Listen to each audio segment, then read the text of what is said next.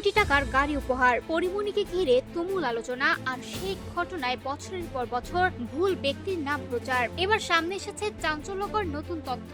এতদিন যাকে এই গাড়ি উপহারের সঙ্গে জড়িয়ে আলোচনা চলেছে, তিনি নাকি আদৌ সেই ব্যক্তি নন। পরিমণিকে 3 কোটি টাকার একটি বিলাসবহুল গাড়ি উপহার দেওয়ার অভিযোগ নিয়ে দীর্ঘদিন ধরেই আলোচনায় ছিলেন সিটি ব্যাংকের ব্যবস্থাপনা পরিচালক মাসরুর আরেফিন। বিভিন্ন গণমাধ্যম ও সামাজিক যোগাযোগ মাধ্যমে বারবার তার নাম উঠে আসায় তৈরি হয় ব্যাপক বিতর্ক।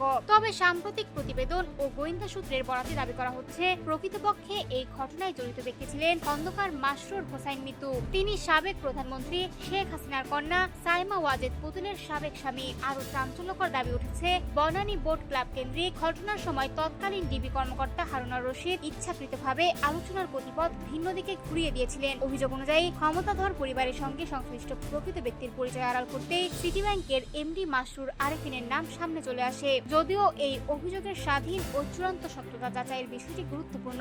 মাসরুর আরেফিন শুরু থেকেই এসব অভিযোগ অস্বীকার করে আসছিলেন। তার প্রতিবাদের পর 2021 সালের 24 আগস্ট সংবাদ মাধ্যমের প্রথম পাতায় প্রকাশিত এক সংশোধনীতে ভুলবশত তার নাম ছাপা হয়েছিল বলে দুঃখ প্রকাশ করে এবং স্পষ্ট জানায় ওই ঘটনার সঙ্গে তার কোনো সংশ্লিষ্টতা নেই।